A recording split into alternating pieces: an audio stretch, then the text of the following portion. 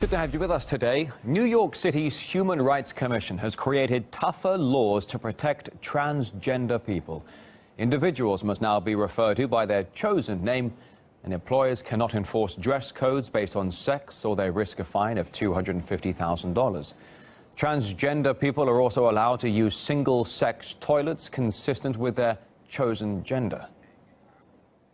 Today's new guidelines strengthen those laws by ensuring that every transgender and gender non-conforming person in New York receives the dignity and respect they deserve. RT's Diego Piskunov is in New York. He had a chance to ask the residents there what they think about these new transgender laws. Some women will really have a fit. They will want to complain about having men going into the women's bathroom, though. It's also illegal now to call them men if they present themselves or think of themselves as women.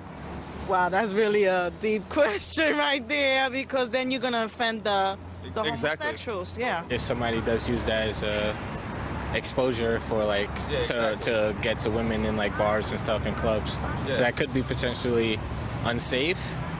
So I would suggest, how do you prove how do you prove that? How would you feel like if you're in a male's bathroom and then a woman comes in saying that she's a man, but clearly she's a woman, well, physically, but she thinks she's a man? How would you feel? It would be awkward. It would definitely be awkward, and it would just all guys would be probably that's in the bathroom will probably be shy, or they would so you'd feel a little violated in that situation, right? Yeah, definitely, because she could probably just get a glimpse of my, my good stuff. Without a doubt, tolerance matters just as much as freedom of expression and freedom of belief, but many would agree privacy matters as well, and these places, they're as private as it gets, really. Among those skeptical of the new legislation is Walt Heyer, a man who'd once undergone a sex reassignment surgery to become a woman, who later changed gender back to the original. He says the law may do more harm than good. You're going to have people who are predators, who are sexual predators, people who just want to go into the women's restroom, and they will do it because the law allows them to do it. And the worst of it is that there are no laws protecting the other people. There should be laws in place that protect the women in those restrooms from becoming part of the predator's fantasy.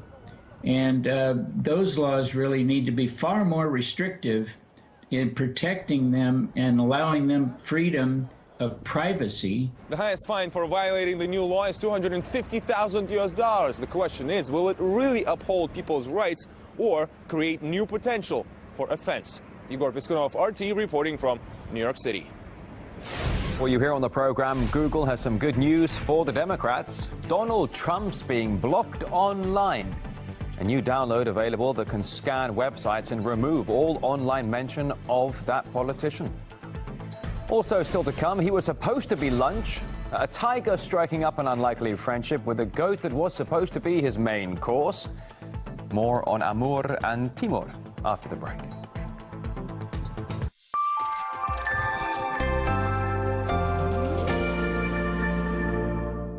They are killing and slaughtering thousands of people. The question is whether it's deliberate with the or not. American, rather free usage of drone attacks. Is security the ability to bomb, maim, kill, destroy? An incredible one, and also big surprise to me. Exchange rate Will be in charge after election. Chancellor's got some front. People treat this Labour leadership as a joke. Join me, Afshin Rattansi, on Going Underground from the heart of central London.